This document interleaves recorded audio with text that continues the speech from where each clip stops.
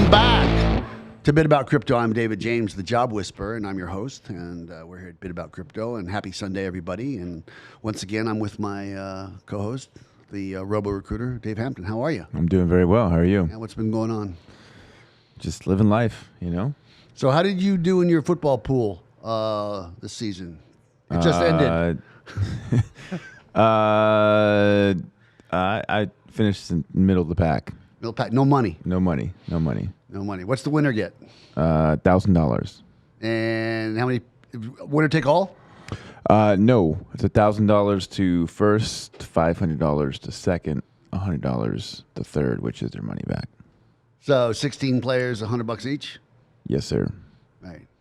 So, anyhow, yeah. So here we are at Bit About Crypto, and let's. I think crypto is more interesting than how you placed in your football pool. So, do you mind if I move from your football pool to crypto? Who would I be if I said yes? You know. Right. I mean, without deference to David James, who are we as a people? Yeah. Yeah, I don't mean that. Yeah. So once again, welcome to Bit About Crypto, and the show is a bit about crypto. It's a human interest story where we speak to wonderful guests from all walks of life, and we hear about their stories, what their genesis was in life, and how crypto found them. Specifically. Also, we talk about the show is if you want a job in the blockchain, NFT, cryptocurrency space, then you need to reach out to us, right? And if you're looking for someone who's looking for a job, right, then you need to reach out, right? Because what we do is David and I, we own Blockchain Recruiters, right? And we aggregate everybody you can think about in the blockchain space, right? And why that's really a good idea is most of you've got projects going and you can't find them. And most of you who want to work in the blockchain space, you can't find the projects. And what we do is we're like a platform, mingle kind of thing. That's right. That's an inside joke. Right. Right. Do it, David. You got these guys over here. You got these guys over here. Mingle. That's right. That's an inside joke with me and David. All you need to know is we're laughing. Well, yeah, it just stems from the idea that this era of platforms. Yeah, everything's a platform. Everything's a platform from the middleman. Yeah. Right? And they like, hey, we can do this for you and you. So right. Go ahead and do it through us. Yeah, everything's a platform. So if you want to get a hold of me specifically, I'm best reached at the BTC Recruiter on Twitter, at the Bravo Tango Charlie Recruiter. Right, I'm the BTC Recruiter. That's who I am. I've always been that. And you can't just recruit in Bitcoin because Bitcoin alone is only like 5% of the blockchain market as it relates to jobs. Everything else. And if you'd like to send your resume in, you can contact Dave, D-A-V-E, at blockchainrecruiters.net. Or David J. at blockchainrecruiters.net. Yeah, but if you really want a prompt response, email your resume to Dave at blockchainrecruiters.net. If you'd like it to sit in my inbox for a perpetual in perpetuity, then you can send it to me at David J. You can also call me at 858-254-6938. And you are? Dave Hampton. The Robo Recruiter. Yeah, he's the Robo Recruiter because he's relentless. Hey, man, I want to talk to you about Bitcoin just for a second. And what I want to say is, there was a ban on Bitcoin in China versus a ban on Bitcoin in the United States. Yeah, they keep rebanning it in China. Yeah, it's been rebanned. It's like the new and improved box of Tide. Right. Yeah. If there was a real threat to the dollar, then there'd be no Bitcoin in the USA, right? So I'm going to just give a point, right? I don't know where we are with Mark Zuckerberg's Facebook coin, right? But overnight, I don't know if we're anywhere considering the allegations, the lawsuits, he's trying to rebrand his Facebook name, and all that aside, yeah. But if he wanted to, every time he says, "Hey, I'm about to launch this coin," right? Nobody's going to jump on the bandwagon. That's not true. He's got 3 billion people that are actually users. And every time, hear me out on this, every time, not everybody's as smart as you in the world, David. Not everybody is hip. If all of a sudden I can actually buy a car stereo for 50% off if I use this coin, right? No, people are going to respond to that. But what I'm trying to say is that every time, we talk Bitcoin, nobody does anything in the United States, right? But as soon as Mark Zuckerberg says, I'm gonna launch DM or Libra or whatever he's calling it this week, all of a sudden Elizabeth Warren and Bernie Sanders is like, we want to see you here tomorrow. I mean, they have done that before. Yeah, it's like, we want to see you here tomorrow because, of course, what they're trying to do is they're trying to protect the Fed. Right. And the funny thing about it is for my audience, as you're learning, right, which makes Bitcoin so uncorruptible is that it has hashing power and miners and validators all over the world. You're at your house, you could actually have a node where you could actually validate transactions. And the only way they could shut Bitcoin down, they would have to take electricity and internet away from the entire world. Right, and that's and good luck with that. I mean, everybody agrees that heroin's illegal or human trafficking is illegal, right? But still, that's thriving business, even with it being illegal. So they would find a way. But the thing about it is that one of the concerns was that if one country got enough hash power, right, to get 51%, then they could actually do what we call a 51% attack, and they could manipulate the network. Right? And what the Chinese miners were doing, the Bitcoin miners were doing, is they were actually leveraging the cheap power, right? But China, it wanted to actually, get rid of Bitcoin and launch its CBDC, its central bank digital currency, the digital yuan, which they have released to a select few people. And what happened with that is, like I said, they gave it to everybody in a lucky red wallet, and everybody got 5,000 yuan. Hey, spend these, all right? But with a time limit. If you don't spend them, you lose them, right? Which is exactly what's going to happen. But my digression, they kicked everybody out of China that was mining. I mean, literally, and that's one of the reasons that last summer that the Bitcoin price went all the way down to 30, because the hash power was stopped, because everybody was moving their mining rigs to the former Soviet Republic, Georgia, or Kazakhstan, or even Virginia, right? We're gonna start mining, and now it's back up. But the foolish thing, if China really wanted to destroy Bitcoin, what they would have done is they would subsidize the miners, free power, free everything, and we'll even buy it from you at a premium, right? Blah blah blah. And then after just the whole world is now mining in China, the Chinese government would have actually nationalized it, taken it over, and done its thing. So I'm just saying. Yeah, seems like they screwed the pooch on that one. Well, that's because most governments are being ran by old men in their 70s, right? Yeah, and I know. I'm 57, right? And I'm really trying to pay attention hard to this younger generation, and I really got to look hard, and I still don't always get it. Right, I'm really lucky at my age. I'm one of the few people in the baby boomer generation that actually understood Bitcoin so long ago. I'm a rarity, right? I mean, if you look around the Bitcoin space, it's people in their 30s and 40s, younger, 20s, 30s and 40s. But what I'm saying to you is that, China didn't understand, and they'll realize in retrospect, hey, we should have not done that, right? Yeah, right. Like the foresight. Yeah, I mean, exactly. It's greed and power that usually blinds wisdom. Yeah. But, speaking about Bitcoin and speaking about this show, and to our audience, we didn't know what the show was actually going to be. All right, but before I go on, so we got this clear.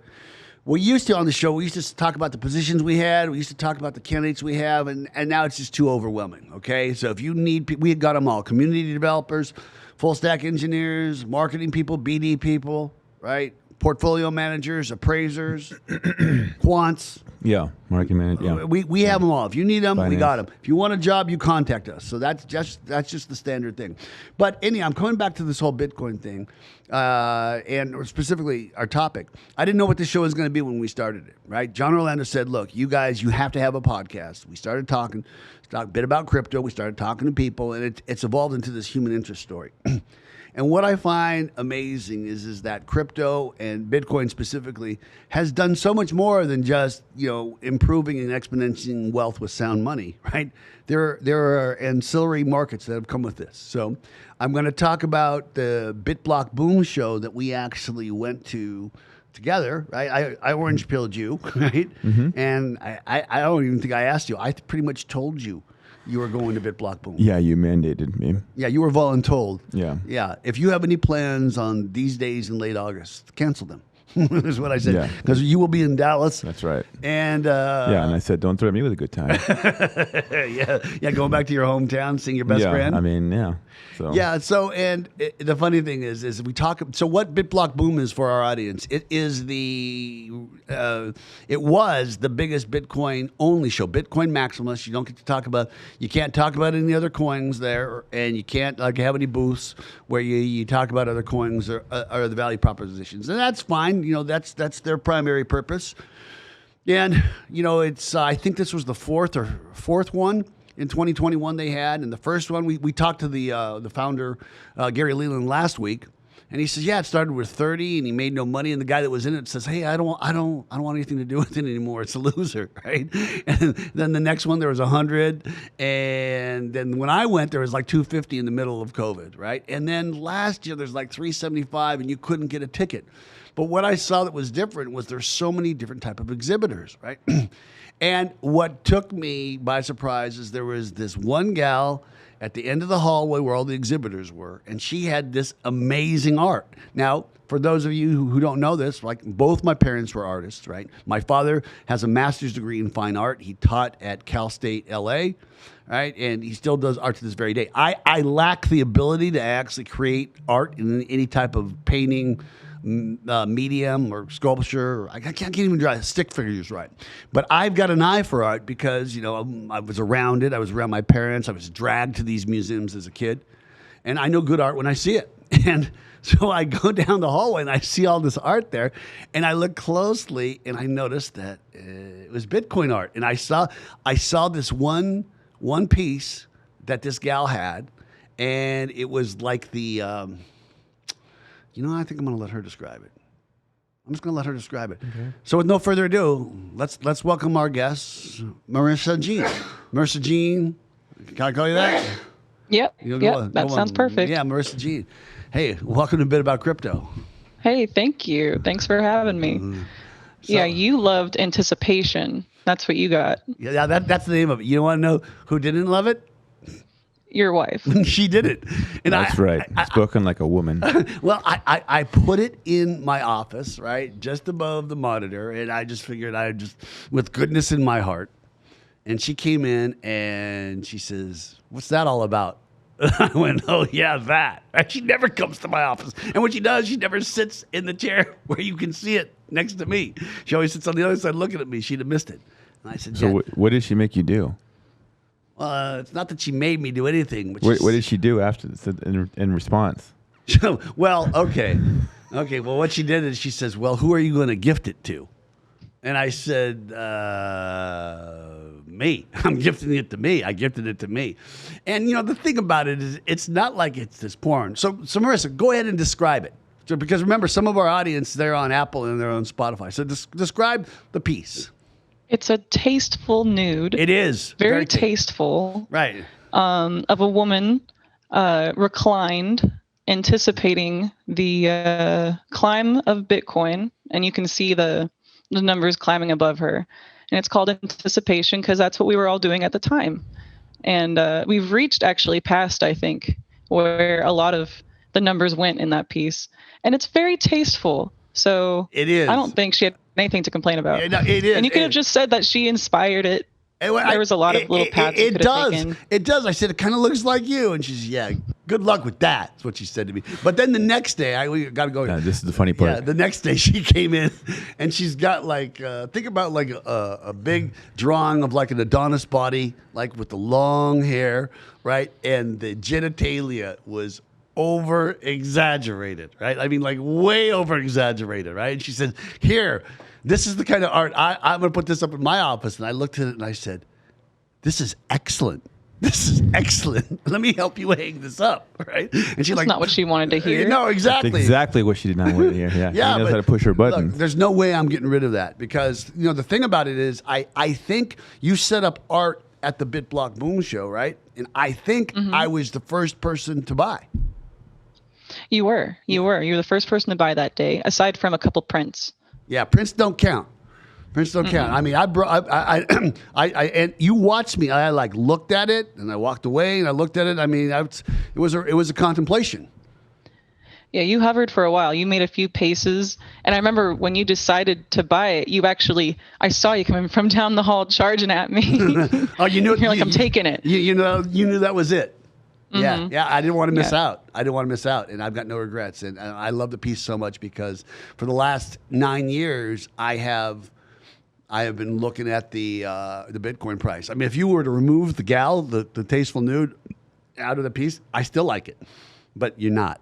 Because no one is. It's mine, okay. And if she doesn't like it, she don't have to look at it. And I love my wife with all my heart, and I really hope she doesn't listen to this episode because I'm going to be in the doghouse about that. So, Marisa, before we start, let's talk about you and where you grew up and what your life was like between birth and say 12th grade. Yeah, we'll just run through it. I was raised in Texas in the DFW area. And I've just always been drawing, painting. And, from a young age, that's what I was going to do. But listening to my parents who were right at the time, they were like, oh, we support you, but we'd really prefer you to not be selling paintings on the street. So let's think of something applicable. And I just so happened to always have a love for video games as well. So I actually don't have, I have a fine art degree, but it's not that I went to school for fine art. It's that I got a degree with video game design. So actually, until now, that's what I've been doing. I worked at EA Sports. I've worked at military simulation companies where I make characters and models for games and simulations and museums and whatnot. But I always leaned more towards the fine art side, and the past year I've switched back over to selling commissions, and now that's what I do. Well, hold on a second. So that we got from birth to high school real quick. No Girl Scouts, no I played volleyball, nothing. So let's go back to Travis. Did we lose her? No, she's kidding. Okay, she's here still. All right. So, yeah. So, Marisa, let's talk about between growing up and sixth grade. Yeah, what part of Dallas did you grow up in? I was raised in South Lake, Texas, so that's just south of Dallas. Football capital of Texas, or of the United States. Is that Did you know that they're like top 5 high school football teams in the nation every year. It's a whole thing. The whole town comes out and watches them. Is that the Friday Night Lights thing? Was that where that came from? No, that was based off of the team out in West Texas. South Lake is like the Dallas football team. Like they're the premier. They're ranked nationally every year, top 5. Wow. Okay. No, I didn't know that. I didn't know that. So you grew up in that part of Texas, right? And so what are you doing as a kid all the way up to sixth grade? Well, my brothers were on the football teams, but I was in the art class. I was in sports, but not school sports. I did Taekwondo pretty much until I was like 16. And how far did you go? That was my sport. How far did you go in belt? Yeah, what belt did you get? I was a black belt. That was my first job too. I was an instructor. Oh, so you're still a black belt, right? I am still a black belt, technically. You actually get a card that says you're an official black belt, and I pull it out if I ever want to impress people. Yeah, you got to register your hands. I don't do that. That's very lame. You got to register your hands as weapons, huh? I want you to know something. I actually am still a yellow belt in Taekwondo, but I don't recall. Oh. I don't recall getting my card. So can you talk to the Taekwondo Society? No, it's like a black belt thing. No. Are you asking her to counterfeit your black belt? No. I'm not saying I'm a black belt. What it sounded like. No, you want a yellow belt? I never got my card for making yellow belt. Oh, it's the one you right don't above. Get a card for that. Yeah, you get a little belt and a pat on the head. You don't get a belt. Yeah, you don't get a card for that. Yeah, well, nobody goes around having a card that says I'm a yellow belt in karate. Up to this point, I do. Okay, I do. I mean, hey, I'm a yellow belt. Obviously, you haven't. Yeah. Anyhow, so you're a God, that was 30 years ago. Anyhow, so you're a Taekwondo instructor, and you did till you were 16. So was really Taekwondo the real only sport? Yeah, that's the only sport I went to. I did. I went to every football game, but that's all the football relation I have, I'm sorry to say. Yeah, so let's talk about the social economic dynamics of your household, right? Brothers, sisters, what's your mom and dad do? I've got 2 older brothers and a mom who is just the best homemaker you'll ever know. Okay. You I met her. leave the house. I met her. Oh, right. You haven't met her. Oh, no. That's right. Yeah. And I met Dad too. Yes. They're very sweet and supportive. Uh-huh. And if they don't bust down the door to actually get in the podcast, I'll be blessed. So they wanted to be in it? They love to be part of everything. It's very good. Very sweet. Okay. But I've got a great family, 2 older brothers. My mom's wonderful. You leave the house gaining 10 pounds. You just can't avoid it. And my dad is just that successful businessman that's made himself. So I like to think that, I have my mom's sweetness, but my dad's ability to manipulate a situation. And I think that's helped with selling art sometimes. So that's good too. Yeah. So, okay. So then when you're like about a junior in high school, right? They support your art, but you're going to go to college. You got to get a degree, right? Okay. And so you decided you were going to actually get a degree in fine art? Well, I decided to pursue video game design. And when I told my parents that, they said, "Oh, that's something technology. We're sure that'll work out." Turns out it's the most popular degree these days. Everyone wants to either have a YouTube channel, a podcast, or make video games. Well, we've got 2 of the 3, don't we, David? Indeed. Indeed. Yeah, that's interesting. Okay. Yeah. So then, so when you get right out of college, did you actually go straight to work making is that when you started? Right? I mean, you're a young gal, right? You've only been out of college for like 4 years. Where did you go to college? I went to college in Savannah, Georgia at a place called SCAD. They have a great game design program, and it was a great experience. I was only there for 2.5 years before I graduated. And I got my degree in game design. And before I graduated, I actually had my job lined up at EA Sports. Savannah College of Art and Design. No athletics. No program. How did you? Yeah. Well, that's fine. I mean, I went to a school with no football team specifically for that reason, so I can applaud that. I also went to a small liberal arts school, but in New Orleans. So how did you get your job lined up in EA Sports? How did that happen? Well, everything's about who you know, right? Just like how I knew Gary. Yes, we do. Yeah, we do. Yeah. Spoken like a potential recruiter. Yeah. You learn pretty quickly that networking's like half the battle, if not more. And building the right portfolio, that's just a lot of tireless nights of working through it. But it just turns out that that one person I collaborated with, he got an internship at EA for animation, and he went there, I think, for a couple months, and a lot of the stuff on his portfolio involved things that I made, and they asked, who I was, and he recommended me. So I already had an in with that, and the timing just worked out great. Nice. So, so let's talk about. So how did I'll say it this way, right? How did Bitcoin find you? Well, it's been, I guess, over a year now that I've only been into Bitcoin. I'd like to say I got into it earlier, but I've always tried to keep up with the happening technologies. And then Bitcoin became a thing when I was in college, and I thought, oh, that's great. Wish I could do that. Never looked more into it. And now I know I definitely could have gotten into it. But I got into it a little over a year ago, finally. And I think Gary was an influence with that. He brought up the idea. We kind of heard he was starting to do something. We're like, a Bitcoin boomer. What are you talking about? But so I looked into it, and it's been great. It was really as simple as that. And then just a little after that, I decided to, now that I'm getting into painting, to integrate that all together as well. Yeah. So like NFTs, that type stuff. Well, I'm thinking about pushing into the NFT space. I definitely have some plans, but I want to make it something special, so it's taken a little longer.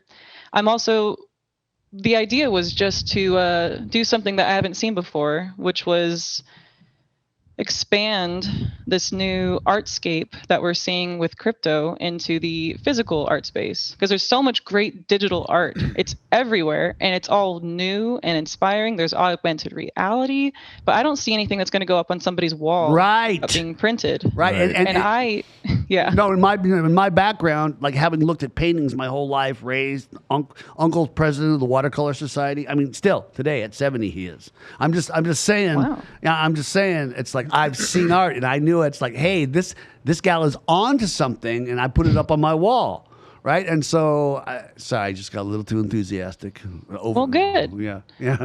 Go on. Yeah, no, I, the way my art is, whenever I finish something, even if I try to avoid it and make it more mainstream, it has texture, it has depth, and that's something I've always thought was really unique and a big hook for my artwork. And then I look at the crypto space and I think, well, wouldn't that be nice to bring that in? And it turns out everyone was really receptive. So all the pieces I sold had some kind of thickness to it. Some were on wood, some were on canvas. All of them had some paste, some mixed media. And I just thought it was a totally new thing that I hadn't seen before. And I was happy to be part of it. So I want to drill down a little bit, because you got a great way of macroing everything. It's just a macro. Yeah, I was born and boom, started doing art one day. It's like, that's real quick, kind of like Seinfeld. It seems like she just had a paintbrush in her hand when she came out of the womb. Forgot the 5 years in prison. I was born with the paintbrush in hand. I want to talk about Bitcoin. When you say you got into it, what does getting into it actually mean for Marisa Jean? How did you talk about that? Well, it means that, I finally got past the thought of that would be nice to get into it. There's a hurdle, at least at first, before it was extremely accessible like it is now. There's a million apps you can download to try to get into everything. And there were some around when I got into it too, obviously, but I finally started seeing how I could get into it. So really just researching how to invest, and soon after investing. Okay, so now you got to the point where hey, I actually own Bitcoin. You're starting, now you're a hodler. All right. So then how do we get from the point where all of a sudden we own Bitcoin to we're going to start incorporating art as it relates to Bitcoin? When did that, I want to hear about that catharsis, if you will. Well, I started selling commissions nearly full time this year as well. And, I'm thinking about painting people's engagement photos and painting like fine art for people's walls, whatever it may be, and custom paintings. And then, my friend Gary comes around and he says, I really love your paintings. Are you interested in selling anything at my convention, BitBlockBoom? And I said, yes, that sounds incredible. I had never considered something like that, but I have been interested in the NFT space for a long time. And I know that's not quite the same, but my mind was already on bringing the digital to the physical, right? And so that was just the perfect door that swung open for me. And then I spent the remainder of that year up until, what was it, August? Late August, last week of August. Yeah, right? Just making my little Bitcoin series, amongst other things.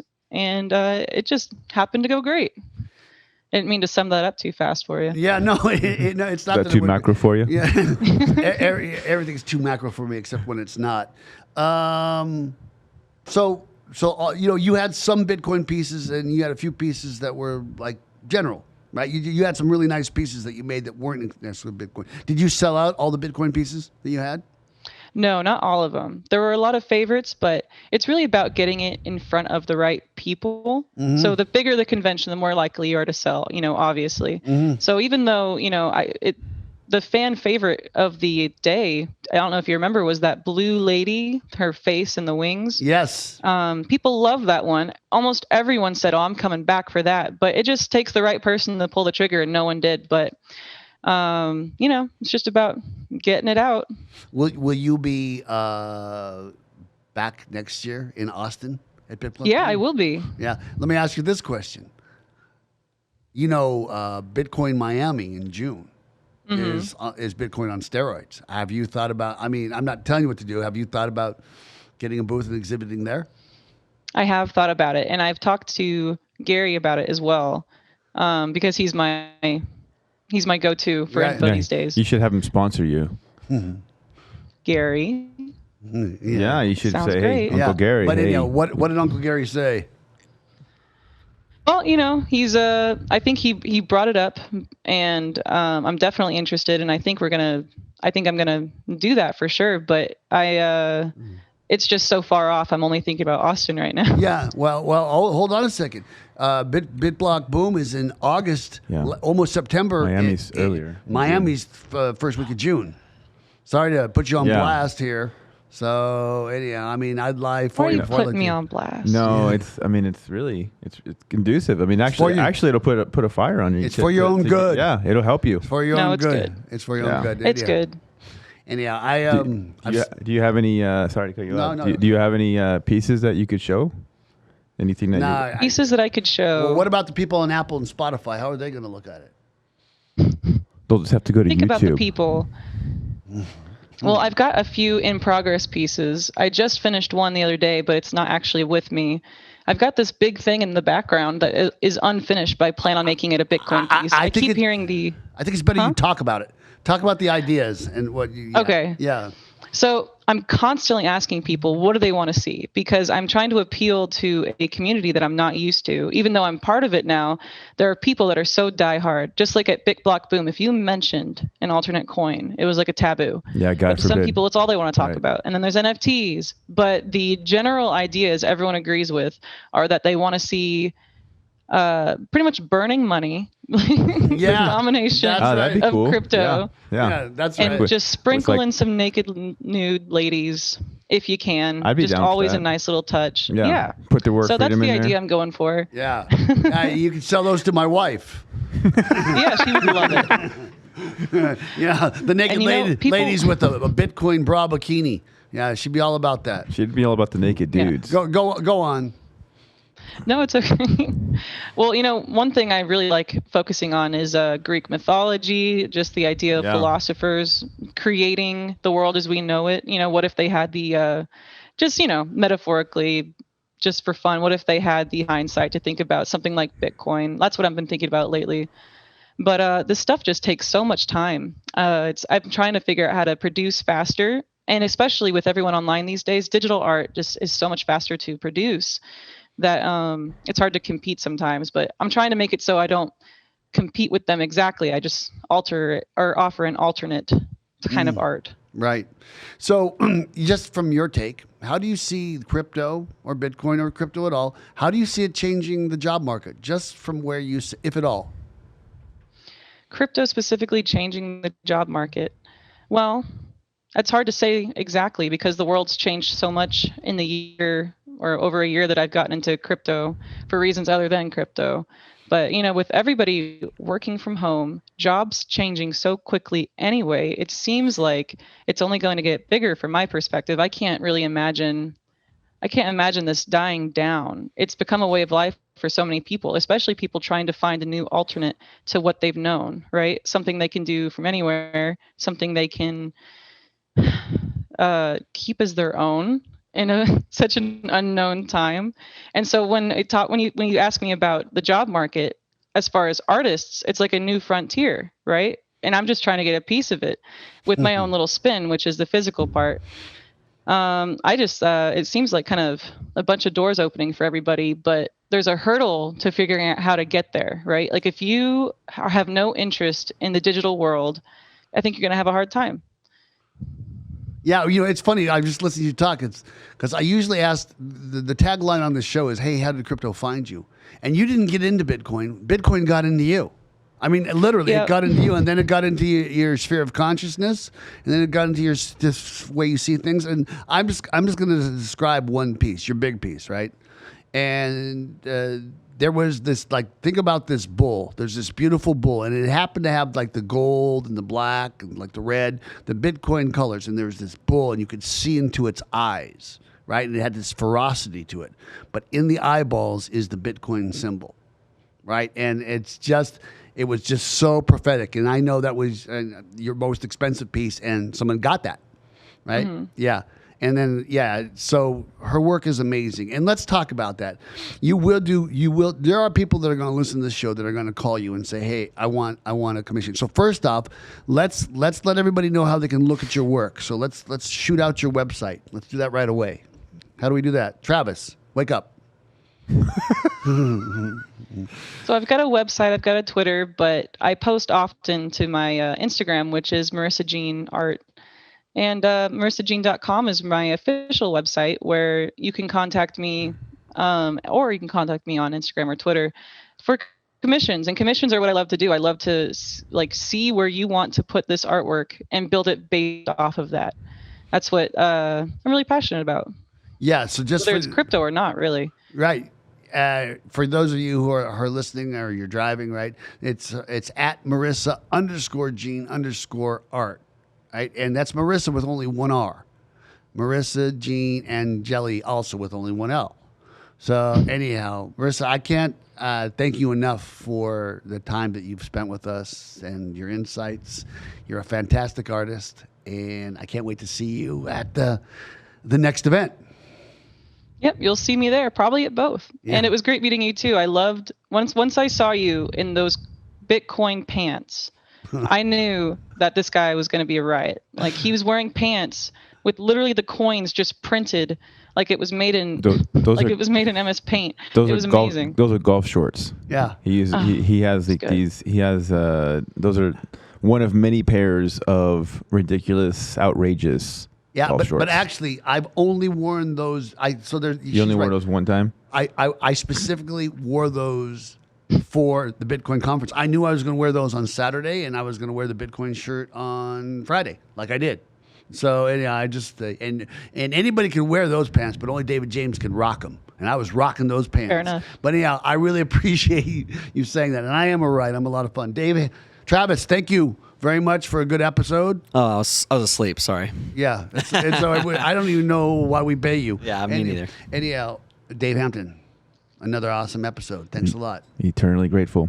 And I'm David James, the Job Whisperer. And remember, everybody, get whisper.